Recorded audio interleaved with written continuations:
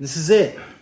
The newest version of the best-selling amplifier on Amazon. Why is it the best-selling amplifier on Amazon? Let's take a look. I think this thing might surprise you.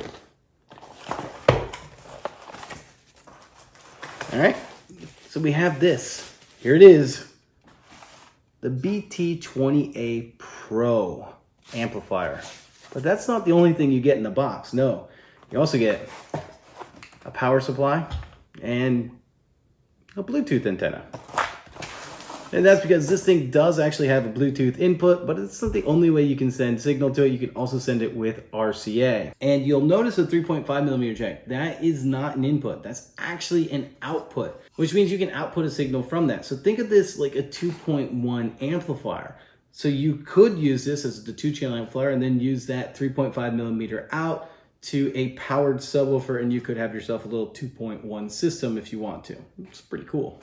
And this uses a Texas Instrument chip, which is capable of 300 watts by 2. That means a total of 600 watts that you could potentially get out of this amplifier. We'll talk a little bit more about that in just a minute.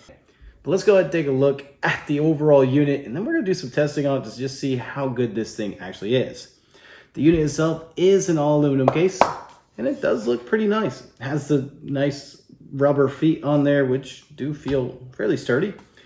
And of course, it has the copper volume knob, which does the exact same thing if it was any other color, but does look a little bit different on there. And then it has bass and treble knobs. We're gonna test those to see exactly what they do. It does have your power switch right here on the front, which is nice for a desktop unit because that means you can just get it right there in the front. You don't have to reach around the back. And this does have insulated binding posts on it, although these binding posts are relatively close together, and that's due to the size of the unit itself. And one of the things I think a lot of people don't realize about this particular amplifier is that you can change out the op amps on here. So if we open this up and we take a look at the op amps, you can change those out, and that will allow you to experiment with those op amps, see if you can get a little bit better sound quality out of it, or if you just want to kind of experiment with op amps, this allows you to do it. And usually that's reserved on much higher end units, so it's pretty cool that you can do it on this one.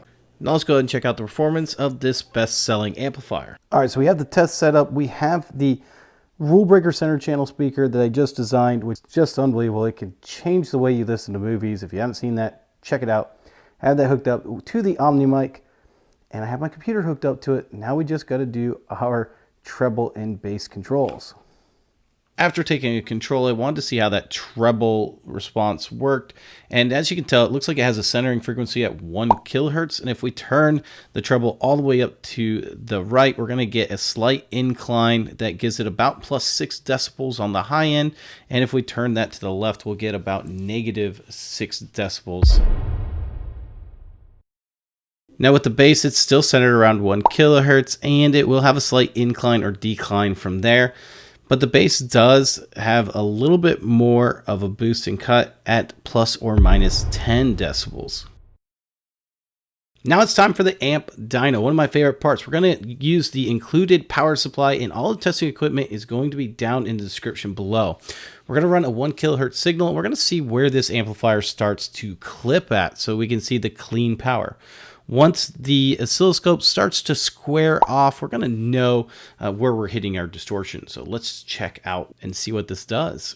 So right about there, I'll say 15.8 volts and 4.6 amps. With the included power supply, it did about 73 watts per channel, or a total of 146 watts. We went ahead and hit clipping right at the 3/4 way on the volume control. So you're not going to want to turn this particular amplifier past 3/4.